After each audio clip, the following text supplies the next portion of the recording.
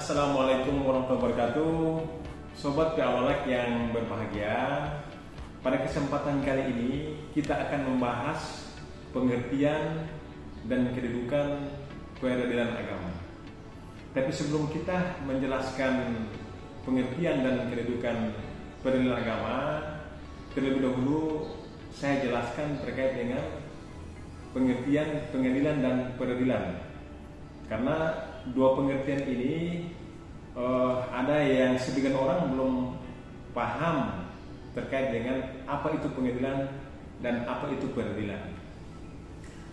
Frasa peradilan agama terdiri dari kata peradilan dan kata agama. Peradilan berarti tugas yang dibebankan kepada pengadilan. Sedangkan pengadilan berarti organ atau badan yang menjalankan tugas atau fungsi pengadilan. Atau dengan kata lain, pengadilan adalah menunjuk pada institusi atau tempat di mana suatu perkara diperiksa dan diadili dan diputus. Sedangkan peradilan adalah menunjuk tentang cara bagaimana suatu perkara diperiksa, diadili dan diputus.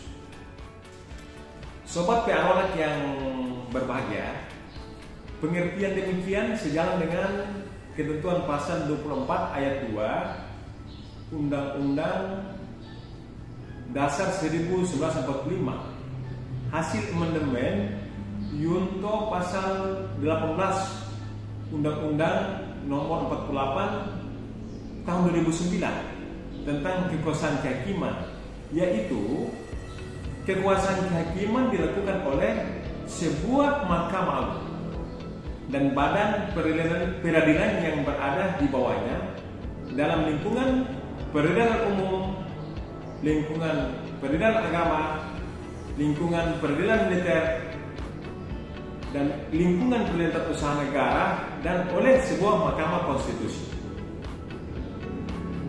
Kekuasaan kehakiman merupakan kekuasaan yang merdeka untuk menyelenggarakan peradilan guna menegakkan hukum dan keadilan berdasarkan Pancasila demi terselenggaranya negara hukum Republik Indonesia.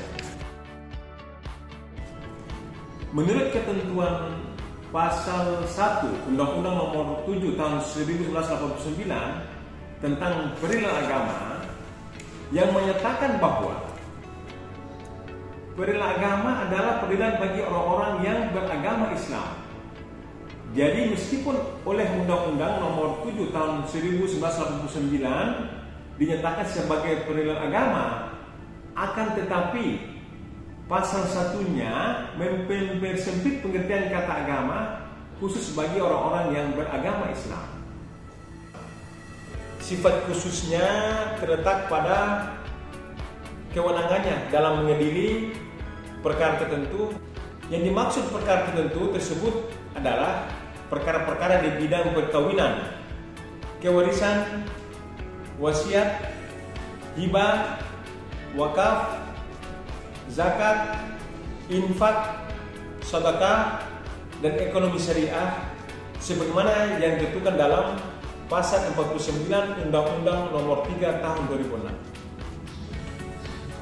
Dengan demikian, dapat disimpulkan bahwa peradilan agama adalah salah satu pelaku kekuasaan kehakiman di Indonesia yang berwenang mengadili perkara tertentu antara orang-orang yang beragama Islam. Jika ditinjau dari segi fungsi dan tugasnya atau berdasarkan kompetensi absolutnya, menurut ketentuan peraturan perundang-undangan, peradilan agama sebagaimana yang telah saya jelaskan di atas adalah merupakan salah satu pelaku kekuasaan kehakiman. Dan demikian, peradilan agama sejajar dan sederajat dengan peradilan-peradilan lainnya, yaitu peradilan umum, peradilan militer, dan peradilan tata usaha negara, di mana masing-masing lingkungan peradilan tersebut dalam mengemban dan melaksanakan tugas dan fungsi serta kekuasaan kehakiman mempunyai kewenangan mengadili perkara atau sengketa pada bidang tertentu. Karena dengan pembidangan atau kekuasaan masing-masing di lingkungan peradilan, maka terciptalah suatu batasan kewenangan bagi setiap lingkungan peradilan, sehingga tidak saling membawahi antara satu pengadilan dengan pengadilan lainnya. Karena apa? Masing-masing otomatis berdiri sendiri dan kesemuanya berpuncak pada Mahkamah Agung Republik Indonesia. Sebagaimana terdapat dalam ketentuan pasal 3 ayat 2 Undang-Undang Nomor 7 Tahun 1989 yang menegaskan bahwa kekuasaan kehakiman di lingkungan peradilan agama berpuncak pada Mahkamah Agung sebagai pengadilan negara tertinggi. Kemudian pasal 20 Undang-Undang Nomor 48 Tahun 2009 tentang kekuasaan kehakiman menyatakan bahwa Mahkamah Agung merupakan pengadilan negara tertinggi dari badan peradilan yang berada dalam keempat lingkungan peradilan. Demikian kedudukan peradilan agama dilihat dari peraturan perundang-undangan atau dilihat dari aspek konstitusi dan dibandingkan dengan pengadilan di lingkungan pengadilan negara Indonesia lainnya. Sobat dialog yang berbahagia, penjelasan ini adalah penjelasan awal. Nanti ada penjelasan selanjutnya terkait dengan istilah-istilah dalam pengadilan agama. Sekian dan terima kasih. Wassalamualaikum warahmatullahi wabarakatuh.